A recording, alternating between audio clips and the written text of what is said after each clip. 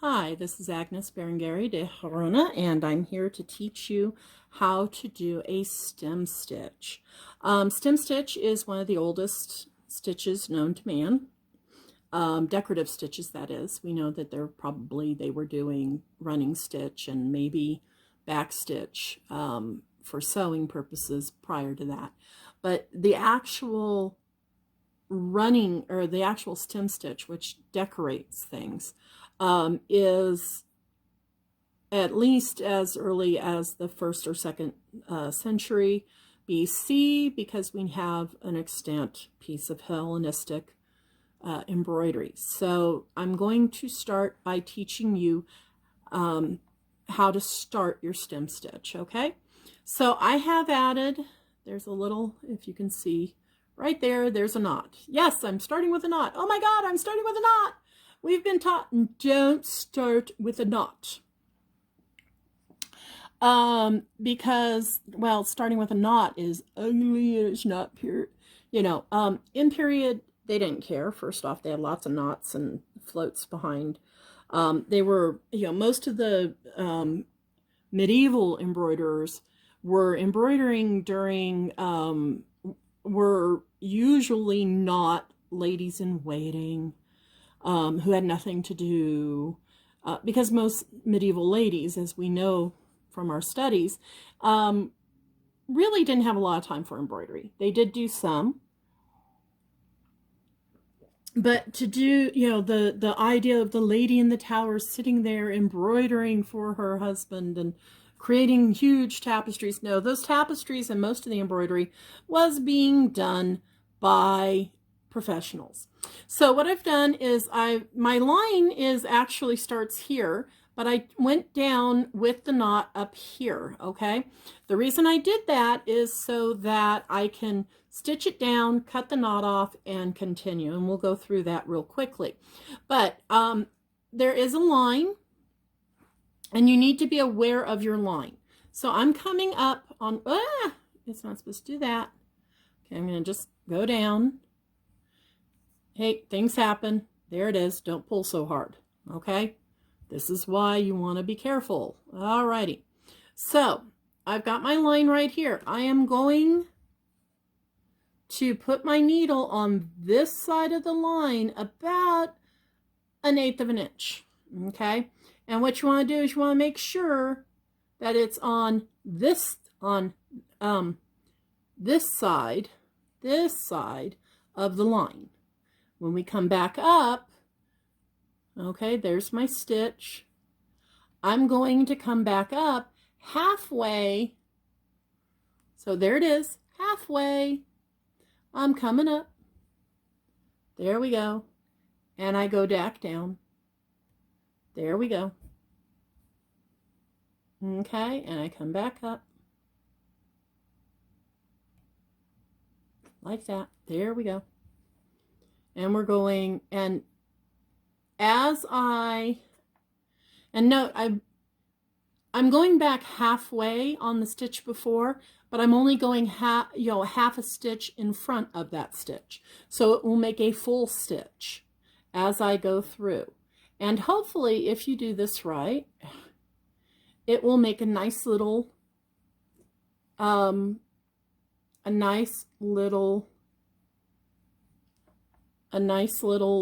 ropey look to your stitching. Now, please don't judge my stitching based off of this. It's hard to do the stitching when you're sitting there with a camera between, you've got a camera here. Okay, let's see. Are we back to being, there we go. Okay, so back up.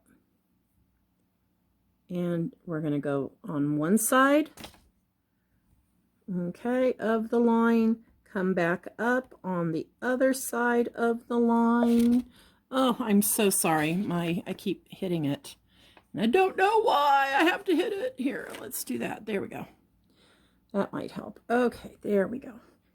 And I am at my knot. So I'm going to go down. Okay, I'm going to go down. I'm going to take my embroidery scissors. One thing I could suggest on embroidery scissors, get yourself a good pair of embroidery scissors. Okay, yeah, it sort of looks like a line. See, I can't, if you look here, this one's all nice and pretty. This one, not so much. Go for consistency over,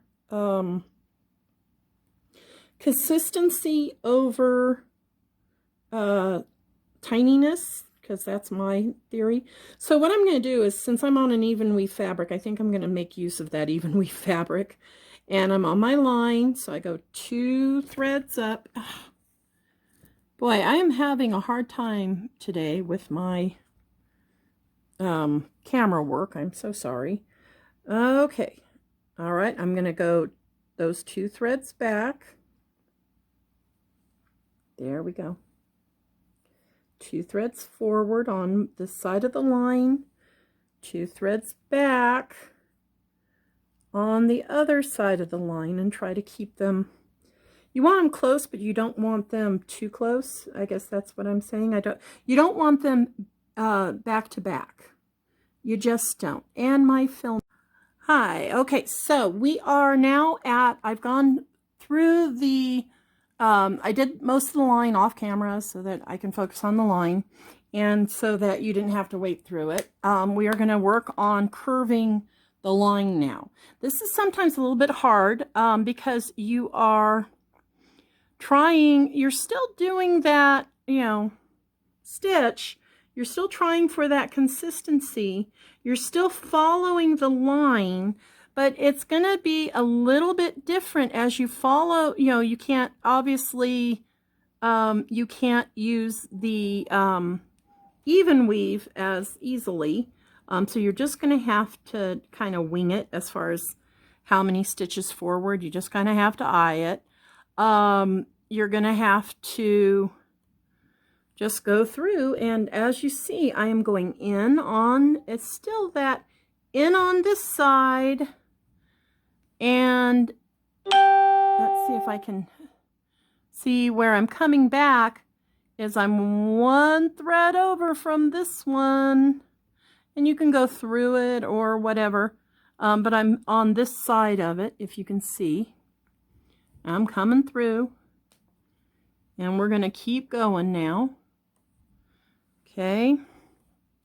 I will admit I'm not, when I'm doing stem stitch, I don't do a lot of stabbing work. I try to do more what I call a sewing style of embroidery, but most of your top embroiderers get like all annoyed when you do this because this is a sewing style and they don't like that. They think, that's not good. That's not good sewing. That's not good embroidering. You've got to stab it and go down and come back up with a stab. So none of this going in, catching it, and coming back. That's bad. Don't do that, according to the embroiderers I know, or the top embroiderers I know. So I'm still following my line a little bit, and I'm going over. And the hope is and sometimes, you know, you'll find that it actually is a little bit easier than, oops, sorry about that. Not supposed to do that. Do as I say, not as I do, guys. Come on. Do as I say, not as I do. Okay, I'm going to stop here and I'll see you in a few moments. Okay, so now we're coming to the finishing of this. I'm going to do a little bit differently than I had intended. But I just, you know, you can see that we're still following that line. We're still kind of going to, you know, eyeing where we want to go. We're still coming up and stabbing. Yeah, I know when I was trying to finish this up, I was doing my my evil bad habit of sewing instead of stabbing. Gotta stab. Damn it. Didn't know it would be a fighting video, did you? Damn it. There we go. Okay. So I'm down here at the end of my work. Down here at the end of my work. Now what do? because I want a pretty line. So I'm going to turn this around real. Hopefully I can do this without causing too many issues, but I'm going to have to loosen my frame stand to do this. Okay, so now that we have gone all the way around and I flipped the frame and you can see the back, all we're going to do to make this a nice pretty, uh-oh, where'd my needle go? There's my needle. Find the nice pretty. I'm just going to pull that in there. There are various ways to deal with the needle, but I'm not going to talk about that right now.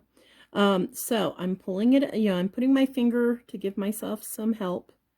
And I'm going to go in and pull it through. And basically you're just doing what is called a weaving. You're just weaving it. It's not going to make it like absolutely gorgeous, but the fact of the matter is that it's going to make it look, pretty much to where you need it to be. You do not, if it is something that's going to get a lot of wear and tear, you're going to want to go maybe a few more stitch throughs, but 2, 3, 4 usually is enough. Cut close so that the end is stuck underneath, and then you are done. If you have any questions, feel free to, and yeah, there's the back.